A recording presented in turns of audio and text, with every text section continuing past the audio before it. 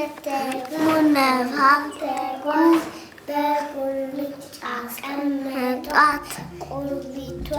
don't know what I was thinking. I don't know how I did it, but teaching was always in my heart. What inspired me to start Gifted Hands? Like I said before, I wasn't planning on opening a school specifically in this time of my life. It was just a coincidence that the property that was owned by family was available, and we decided to take a leap of faith. But I will say that, since I was a child, I used to be very passionate about either opening an orphanage or opening some type of institution that was a home to children and a place where I can influence the generation.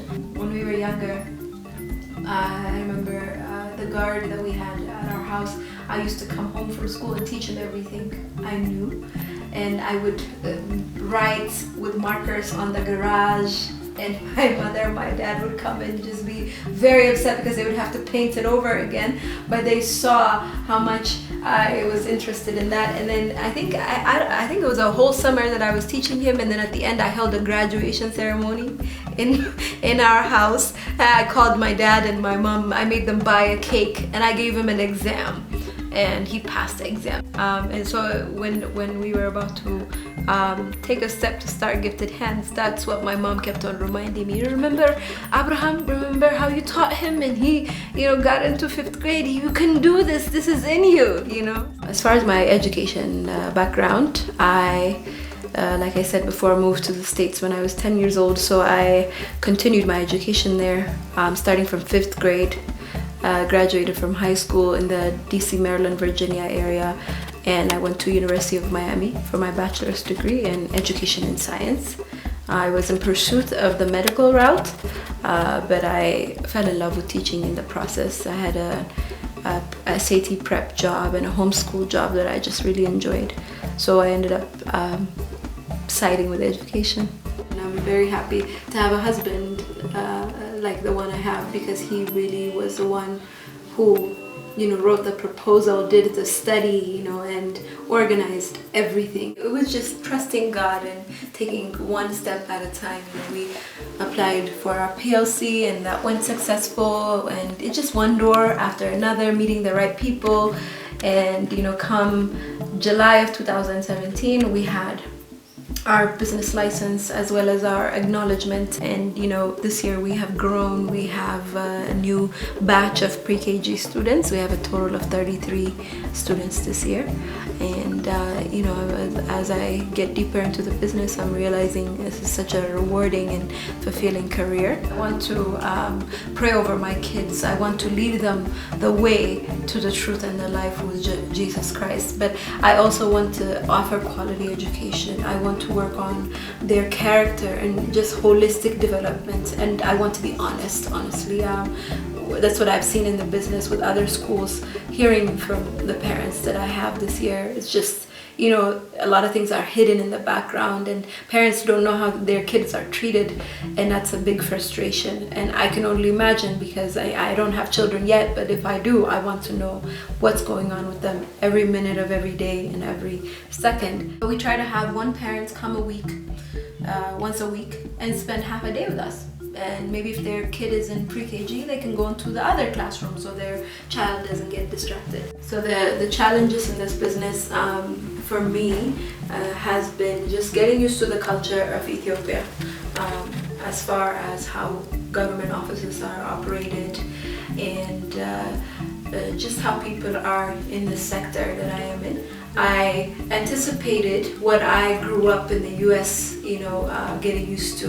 I expected, a standard, a set rules, and I follow it and I get what I deserve sort of situation. But it took me completely by a shock. There's a lot of corruption in that sector. I had people who came from the Education Bureau to evaluate and to quote-unquote support, but they were very abusive, for lack of a better word, and did not have supporting attitudes at all.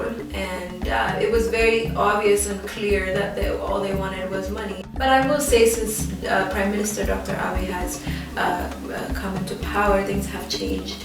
drastically, even from my small school to notice within a year. Last year a lot of things were shaking the country. This year everything is going back to stabilizing. And what we've changed this year is incorporating our parents into almost everything we do. So we have a social media Telegram group that we engage our parents in almost on a daily basis.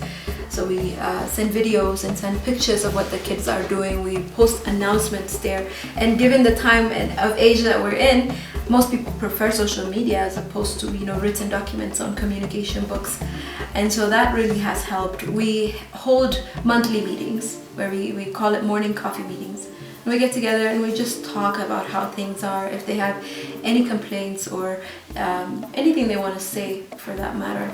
And sometimes we change those morning coffee meetings into workshops. We pick a specific topic like the nutrition. We also have programs where we try to teach our kids in a practical way what it means to give, how to differentiate between what their wants and needs are. We decided to partner with a government-owned school because they have a lot of needy kids there. And so far we've been able to continuously make payments every 2 weeks for those 10 kids that don't have lunch and breakfast. So it's been really great, and the kids are really impacted as well to see that there are other children who are not as privileged as them. I have noticed being in Ethiopia that management is very different than it is in the States. And having been a teacher in the States in a homeschool environment, I've seen that you're motivated as a teacher when someone not only criticizes your work but also just really motivates you and acknowledges your strengths, and maybe even have you train the other teachers or your colleagues in that specific area of strength that you have.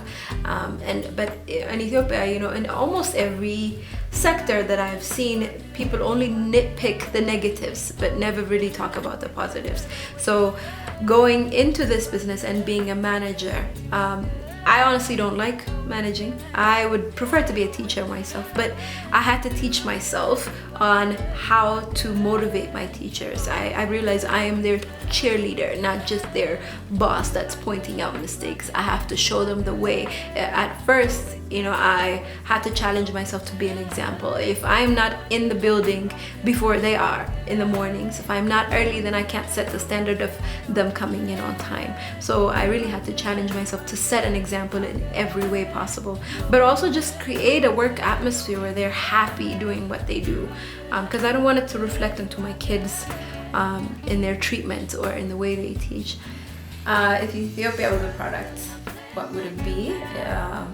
In my mind, maybe a beautiful garden or a beautiful tree that hasn't been taken care of, because I do believe that God has blessed this land, but there's a lot of oppression and tribal conflicts and so many unnecessary things that has taken out the beauty out of the land.